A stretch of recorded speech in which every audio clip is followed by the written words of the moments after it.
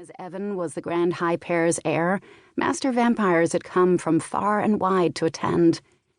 The grand garden was decorated beautifully, with butterfly lights, torches, and candles.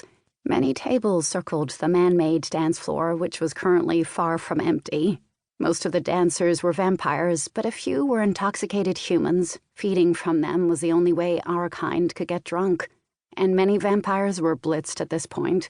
And since such celebrations could go on past dawn, most would be absolutely hammered when the after-party came to an end. It wasn't unusual for some to crash on the beach and sleep the day away after such events. Contrary to popular belief, sunlight didn't hurt us. I was ever so slightly on the tipsy side, but I hadn't fed from more than one drunken human tonight, mostly because I was still bloated from the binding feast.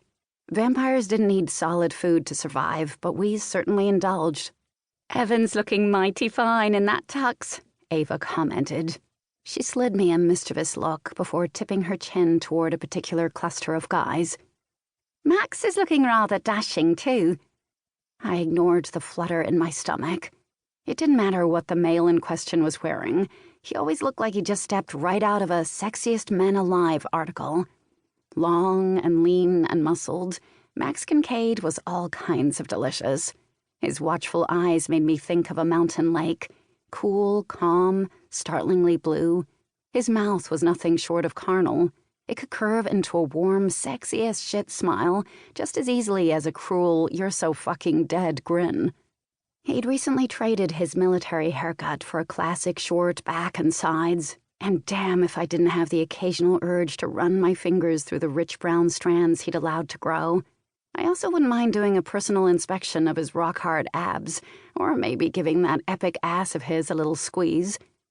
At Ava's expectant look, I sniffed and said, "He scrubs up well." She gave me a look that said she was not buying my apparent disinterest, and so she shouldn't. It wasn't my fault that he was so alarmingly seductive. He possessed the kind of appeal that any woman would be susceptible to, especially with that air of complete control that held just a hint of wildness. It was totally bad boy. More, he walked with the smooth stride and undauntable composure of any apex predator, like a jungle cat prowling through the underbrush. My hormones honestly didn't know what to do with themselves around him. "He's not sleeping with Ursula anymore," said Ava. Yes, I'd heard.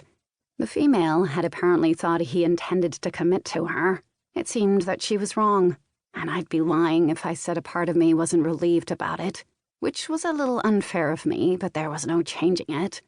Ooh, are we pretending you're totally unaffected by the news and, more, that you don't want to jump his bones?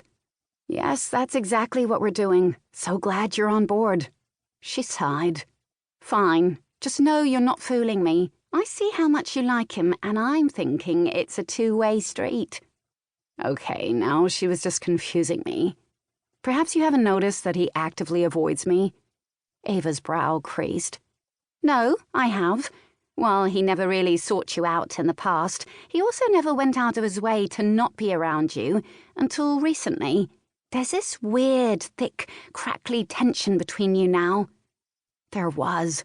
It felt unstable and precarious and filled with things left unsaid.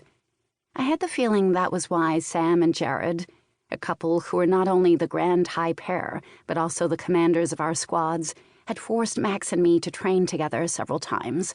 They were probably worried that the aforementioned tension would somehow translate into something bad on a battlefield. "I thought you guys had a disagreement or something," Ava added. "That would require us to actually talk to each other, and we don't do that outside of Legion situations. He might occasionally say hi to me in passing, but I usually just get a nod or half smile.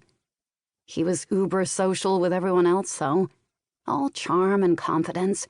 Max was the kind of guy who could walk into a room and talk to anyone about anything. He had a way of sucking people in, putting them at ease, and making them feel good about themselves. He's not rude to me," I went on. "Just indifferent," which kind of hurt. "I'm not so sure he is truly indifferent to you.